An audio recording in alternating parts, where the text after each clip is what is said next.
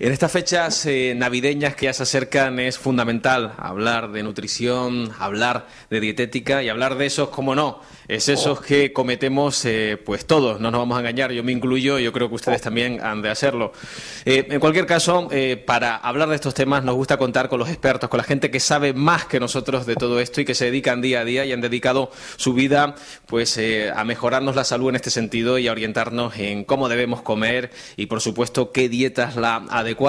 Contamos en el día de hoy con el doctor don Luis Morsillo. Él es profesor titular de la Universidad de La Laguna, de la Facultad de Medicina, especialista en endocrinología. Y pues queremos comentar con él pues lo que sucede en estas fechas, cuál es el protocolo adecuado para seguir en estos días. Don Luis, buenos días, ¿cómo está usted? Buenos días, muy bien, muchas gracias, encantado. Díganos una cosa, ¿usted también es de los que comete estos excesos los médicos también cometen excesos en estas fechas? Por supuesto, todos cometemos algunos errores. Lo importante es ser prudentes y que sean los mínimos. Pero sí es un pecado que digamos que caemos todos y en casa del herrero cuchara de palo, como se suele decir. Las Navidades es una fecha muy proclive a cometer excesos desde el punto de vista de la alimentación. El problema es que ni siquiera es días puntuales, el día 24, la cena del 31, sino que verdaderamente es el 24, el 25, el 26, el 27, se crea una dinámica. Y además en los últimos años ha habido una mala tendencia. La tendencia es que ya desde principios de diciembre se comienza con vamos a reunirnos a comer o a cenar los compañeros de bachiller, al fin de semana siguiente los compañeros de la universidad, al fin de semana siguiente los compañeros de trabajo, etcétera, etcétera. Bueno, es una realidad de que en este momento la crisis probablemente limite un poquitín, pero no se crea, no tanto. La crisis, hay una realidad, las cifras dicen que los españoles por término medio van a disminuir un poquitín sus gastos en alimentación, así como en tantas otras cosas, en obsequios, en regalos, etcétera. Pero lo que sí es cierto es que, bueno, pues si no se compran alimentos de 50 euros, se compran de 40, y si no se compran de 30, y si no de 20. Pero el resultante es, vamos a comer más de lo debido, más grasas de las debidas y más dulces de lo debido. Esa es la realidad. ¿Y cuál es la consecuencia inmediata de esto? La consecuencia inmediata es que la mayoría de las personas observan ellas que entran con mayor dificultad en sus trajes en enero y ellos que tienen que soltar algún agujero del cinto efectivamente en enero. Y en enero la mayoría de los españoles empezamos a preocuparnos por el sobrepeso que hemos ganado en las Navidades. Y es un hecho que aquello que ganamos en 15 días después nos cuesta 2 o 3 meses y mucho sacrificio el perderlo. Eso, mientras sea un problema estrictamente estético, no va más allá. Sí. El problema es cuando hay algunas enfermedades de por medio. El problema es cuando esa persona ya de por sí tiene un importante sobrepeso, una hipertensión arterial, no digamos una diabetes. Sí. Todos sabemos la gran relación que hay entre la obesidad y la diabetes tipo 2. O si es un diabético francamente ya diagnosticado, que esté bien con pastillas, bien con insulina, en esta fecha se puede facilitar el que aparezcan descompensaciones. No es extraño que en la Navidad diabéticos insulindependientes tenga que ingresar en un centro sanitario por descompensaciones agudas. Es decir, no solamente trae consecuencias estéticas, sino consecuencias de salud. Una de las preguntas que habitualmente pues nuestra audiencia se hacen y suelen consultarlo también a los medios de comunicación para que hagamos y traslademos esta pregunta a los expertos. Existen en el mercado infinidad de productos supuestamente para diabéticos, pues dulces, hay polvorones para diabéticos, todo un mercado, toda una industria en este sentido. ¿Qué de verdad tiene esto? ¿Un diabético puede consumir estos productos con tranquilidad? ¿Tiene que también someterse a algo de moderación? ¿Consultar a su médico? ¿Qué es lo que han de hacer? Efectivamente, lo debe de consultar. Se pueden ingerir, sí, pero no con absoluta tranquilidad. Un producto para diabéticos, la mayoría de las veces se trata de un alimento en el cual se ha sustituido la glucosa por otros sucedáneos, que suelen ser lo que llamamos polialcoholes. Si se miran la fórmula, en la composición se ve que es sorbitol, manitol, xilitol, estos productos. Efectivamente no son azúcar. Efectivamente, de una forma directa, no contribuyen a aumentar los niveles de azúcar en sangre de una forma rápida. Pero indirectamente son productos que el hígado metaboliza y transforma también en hidratos de carbono, es decir, en glucosa. Y como son polialcoholes, si se abusa de ellos, también entran en la vía metabólica, producen calorías y se contribuye a ganar peso. Sí. Lo cual, ¿qué quiere decir? Que efectivamente para una celebración adecuada, una persona mayor con inapetencia, que quiera poner algo de sabor, algo de dulzor en sus comidas, un niño que llega, diabético, que llega el día de su cumpleaños y no entiende por qué él no puede tomar su tarta exactamente igual que los amiguitos, etcétera, etcétera, para determinadas circunstancias efectivamente se puede tomar, y ahora llegan las Navidades, un turrón de diabético, pero con prudencia.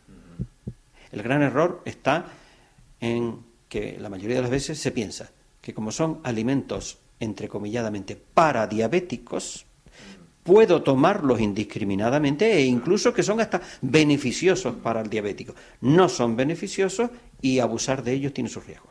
Digamos que es una especie de sustitutivo un poco pues por no quedarse sin probar ese bocado, ¿no?, en esta fiesta, ¿no? Efectivamente. Yo montones de veces digo que en realidad no hay ningún impedimento para que un diabético tome un trozo de turrón normal o un polvorón en Navidad, del normal, sí, llamado, porque si lo toma es consciente de que está haciendo un exceso, que se está extralimitando, claro, y lo hace con prudencia, claro, y tampoco va a provocar un gran descalabro en su diabetes. Mientras que si lo hace del turrón para diabético o del polvorón para diabético, es seguro que va a transgredir en mucha mayor cantidad. Tenía un amigo, don Luis, que decía aquello de, oye, cada vez que nos dicen que algo no es malo, abusamos de ello, ¿no? Y bueno, pues el agua a priori no es mala, de hecho es necesaria, pero si nos bebemos 35 litros de un golpe, pues bueno no va a ser, ¿no? Esa extrapolación es muy frecuente en el humano. Es muy habitual esto, ¿no? Totalmente. Bueno, la semana pasada teníamos oportunidad de hablar con el director general de Salud Pública, don José Díaz Flores, y él nos comentaba su preocupación y de la Dirección General por el problema de obesidad en Canarias y sobre todo en la infancia, muchos casos de diabetes. Usted que lo vive en primer frente de batalla, como, bueno, aparte de como profesor que enseña a sus alumnos en la Facultad de Medicina, también lo vive como médico a diario. ¿Cómo lo vive un médico esto? ¿Cómo son los casos habituales que suele ver en este sentido? Es una verdadera plaga. Se ha dado en llamar la epidemia del siglo XXI y verdaderamente es así. Y en nuestro entorno, de una forma muy manifiesta. La obesidad, que como ya antes insinué, está tan relacionada con la diabetes tipo 2, es decir, en nuestra sociedad, la gran cantidad de diabéticos tipo 2 han llegado por la vía de la gran cantidad de obesos que tenemos. La obesidad predispone a la diabetes tipo 2 y tenemos un alto porcentaje. Se calcula que aproximadamente no menos del 18 y probablemente el 20% de nuestra población tiene una franca obesidad, en algunos de esos grados, grado 1, grado 2, grado 3, y que cerca del 30% indiscutiblemente tiene un cierto grado de sobrepeso. Eso quiere decir de que no menos del 50% de los canarios están en un peso superior al que debieran estar. Esto es insólito en el sentido que si se compara con los datos epidemiológicos de hace 40 años, 30 años, 20 años, ve uno que es un problema que se ha ido presentando, que se nos ha ido agudizando, pero que antes no era verdaderamente así. Esto es lo que está detrás de tanta diabetes tipo 2. Efectivamente, me consta que la Dirección General de Salud Pública, que las autoridades sanitarias están tremendamente preocupadas, pero nosotros los clínicos llevábamos viendo esto desde hace ya bastante tiempo y estábamos avisando. En este momento lo curioso es que algunas veces se nos dice desde los estamentos de salud pública de que nos concienciemos de ese gran problema. No, los clínicos, los médicos estábamos concienciados desde hace muchísimo tiempo porque lo veíamos. El problema no es solamente de que tengamos una gran cantidad de obesos, sino las complicaciones que trae la obesidad. Hipertensión arterial, dislipemia, diabetes tipo 2, problemas articulares, a nivel de caderas, a nivel de rodillas, a nivel de columna, etcétera, etcétera, etcétera. El problema no es solamente de la gran cantidad de diabéticos tipo 2 que tengamos en Canarias, sino que los diabéticos tipo 2 en Canarias se complican más que la media de los diabéticos en el resto del estado. Se discute cuál es la causa fundamental. Yo pienso que no hay una única causa, sino que es una suma de factores.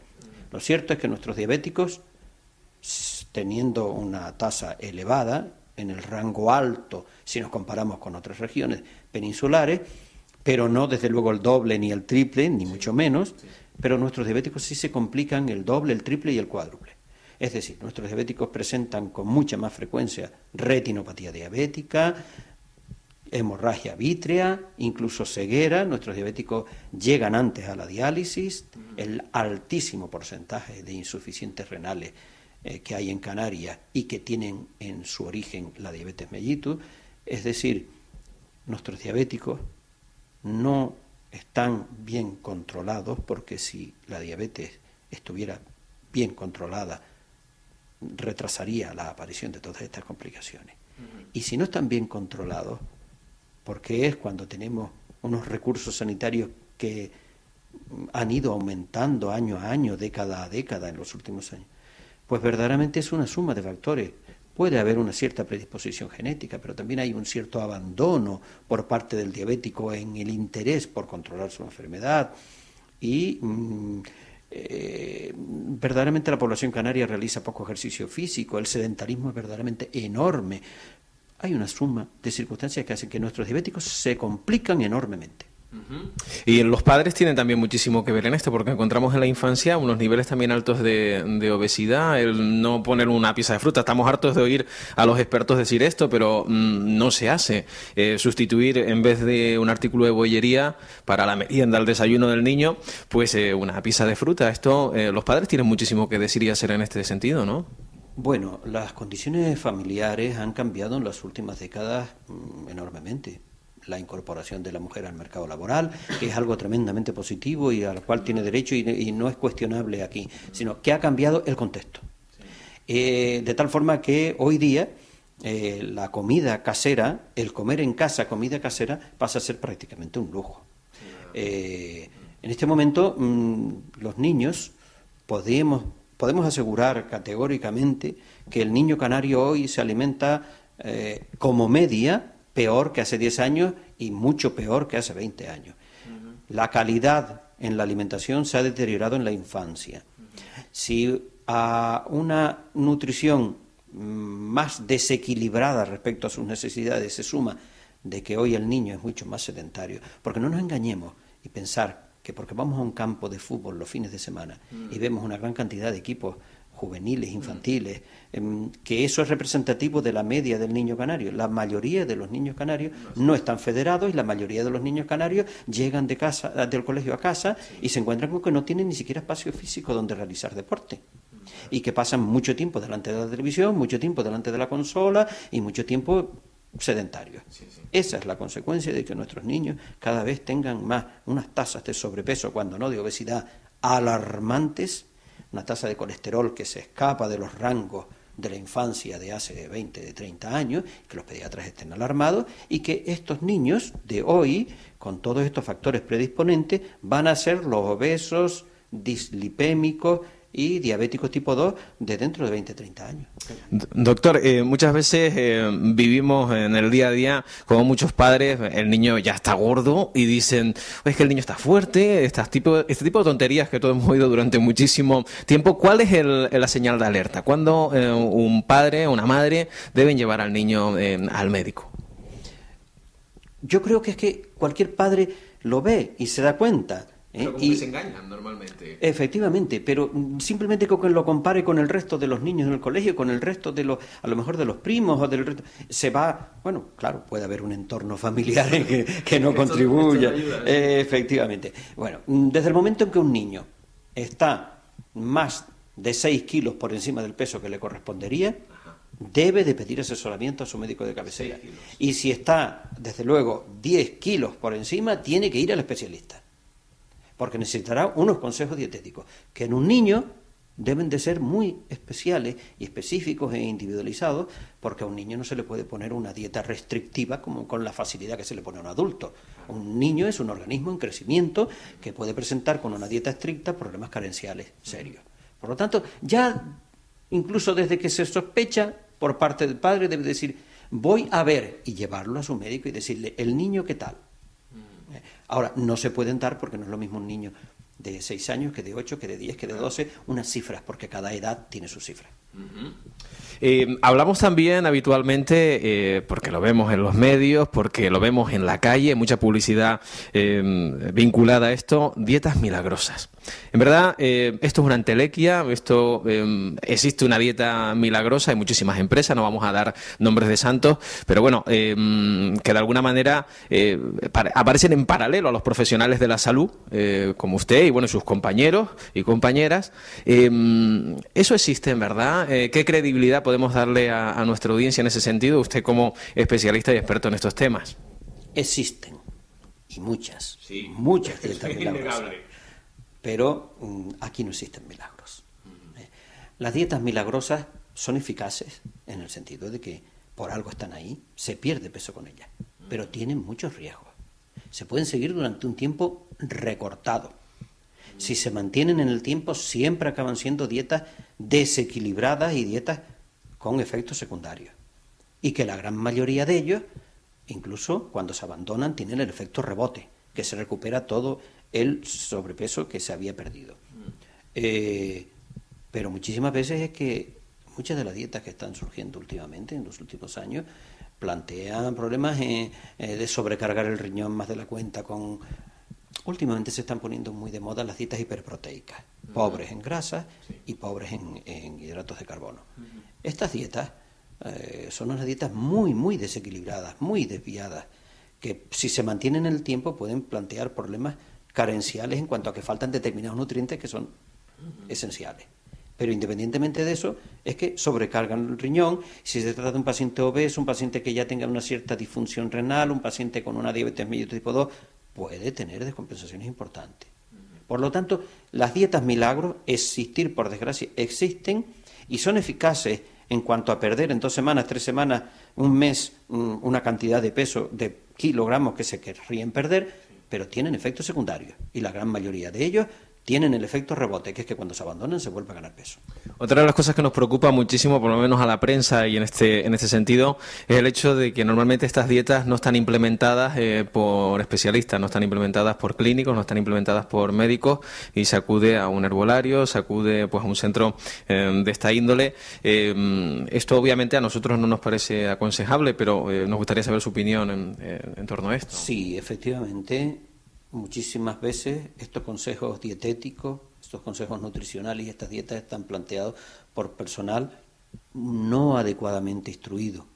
Eso no quiere decir que no existan nutricionistas trabajando en el sistema de salud y fuera del sistema de salud muy cualificados. No entran. Pero, desde luego, desde el momento en que esta persona tenga los más mínimos datos de que pueda acompañar alguna patología o simplemente prevenir, tiene que ser un profesional médico. Medicina general, si medicina general no, un endocrinólogo, que en España endocrinología es especialista en endocrinología y nutrición. Exacto. Si se está en edad infantil, un pediatra que se dedique efectivamente a eso, porque un pediatra puede estar más experto en otros campos de la pediatría. Es decir, reivindico que los problemas de consejo nutricional deben de ser dados por un experto. Exacto, sobre todo porque no olviden ustedes que es importante que independientemente de que esa patología o posible patología esté diagnosticada por el experto o el clínico en general, aunque no esté diagnosticada, pueden padecerla ustedes y no saberlo. Por lo tanto, es mejor ponerse siempre en manos de los médicos que para eso están. Y como bien dice el doctor Morcillo, pues obviamente están todos estos centros maravillosos y hay gente también estupenda y que tiene su cualificación, pero nuestro consejo, en verdad, yo creo que es que acudan a su especialista y, bueno, y también obviamente les orientará si es adecuado seguir esa dieta. Bueno, en cualquier caso, para ir concluyendo, doctor, vamos a ver. La gente que nos está viendo, pues ha escuchado a lo largo de la entrevista, pues un poco este esbozo, estas grandes pinceladas. Obviamente usted podría estar hablando con nosotros horas y horas sobre estos temas, pero ¿cuáles serían los titulares que deberíamos darles? ¿Cuáles serían los elementos fundamentales que no deben olvidar y que pueden llevarles a tener una dieta equilibrada, portarse bien y pasarlo bien con la comida también, porque no vamos a negar la parte divertida y festiva que tiene la comida? ¿Cuáles son esos consejos, digamos, ya higiénicos o básicos, ¿no?, que deben tener en cuenta? Efectivamente, hoy decimos que detrás de muchas de estas enfermedades debe de haber un cambio en los hábitos de vida. Hábitos higiénico-dietéticos. Y cuando se dice higiénico-dietéticos, quiere decir que es dietéticos y algo más. El algo más es en la forma de vivir, de realizar ejercicio físico, de incrementar nuestra actividad física, que en la sociedad moderna está tremendamente disminuido. No entramos en el coche, en el hall de casa de milagro. Aumentar el ejercicio físico, evitar el sedentarismo y corregir la dieta, en el sentido de que no sea excesiva. ¿En qué abusamos hoy día? Fundamentalmente se abusa en grasas y se abusan en hidratos de carbono. Entonces, ¿qué es una dieta recomendable? Una dieta recomendable debe de ser una dieta, en primer lugar, variada, no una dieta monótona, en la cual se sobrecargue en algunos de los principios inmediatos, en algunos de los alimentos concretos, y sea repetitiva, sino variada, para que no falte ningún nutriente, pero no excesiva, repartida entre una cantidad adecuada de grasas, una cantidad adecuada de hidratos de carbono, de azúcares y una cantidad adecuada de proteínas. Si esto se hace en la cantidad adecuada y además de productos lo más naturales posible, en el cual las carnes limpias de grasa, los pescados, las verduras de hoja cocida, en cuanto a nuestro potajito de verduras de toda la vida, o de hoja cruda en nuestras ensaladas, nuestras legumbres, es decir, volver verdaderamente a la mayoría de los alimentos que se utilizaban hace 30, 40 años. Hoy día se utiliza excesiva cantidad de azúcares refinados, de productos refinados, de productos elaborados, de bollería, de dulces, etcétera, y alimentos excesivamente ricos en grasa. La dieta debe de ser equilibrada, variada, pero más recortada. Se están tomando como media en la sociedad actual del orden de 200, 300 kilocalorías de más diariamente. Eso inexorablemente tiene una repercusión que es ganar peso. También extraigo de sus palabras importantísimo, porque lo ha dicho, ha insistido durante toda la entrevista, el ejercicio físico. Esto es fundamental. Fundamental. En nuestra sociedad, insisto que el sedentarismo es excesivo. Sí. Estamos ocupados todo el día, incluso llegamos a últimas horas del día, cansados, pero cansados de una actividad que si verdaderamente se pudiera computar la cantidad de calorías que hemos quemado, pues prácticamente no hemos quemado ninguna, escasísimas cantidades de calorías. Y claro, así, con poco que comamos ya nos sobra. Se debe de realizar ejercicio. Si esto después lo cambiamos por una dieta, insisto, en que los productos elaborados en la industria alimentaria sean los mínimos y una alimentación natural, frutas y verduras. Frutas y verduras, el consumo de frutas y verduras es uno de los factores de riesgo, según la OMS, incorporado en las últimas décadas. Es decir, igual que se dice, bueno, pues un factor de riesgo cardiovascular es la hipertensión, otro es la obesidad, otro es el colesterol alto, otro es la diabetes, pues otro más es el bajo consumo de frutas y verduras. Quiere decir que el consumo de frutas y verduras, la cantidad, el porcentaje que forma en la dieta habitual, que está constituido por frutas y verduras, es un índice de la calidad nutricional. Pues son los sabios consejos, las sabias palabras del doctor don Luis Morcillo. Insistimos, un profesional lleva muchísimos años en este oficio, en este bendito trabajo de cuidar de la salud de todos y sobre todo en esto que comemos, ¿no? Como decía Hipócrates, aquello de que somos lo que comemos, ¿no? Y cuánta verdad tenía este hombre, ¿no? Por supuesto, hace tantos años y con una gran verdad. Y la importancia que ha tenido para la medicina en general y la preocupación que él tuvo desde antaño por la dieta, por la alimentación, la importancia de esto. Don Luis, muchísimas gracias. A ustedes. Siempre estas labores de difusión, de divulgación y más en esta fecha son tremendamente importantes. Muchísimas gracias. Se lo agradecemos enormemente porque, insistirles, es un lujo poderlo entrevistar. Insistimos, profesor de la Universidad de La Laguna, especialista en endocrinología y, por supuesto, con ese bagaje de muchísimos años que nos consta y su buen hacer.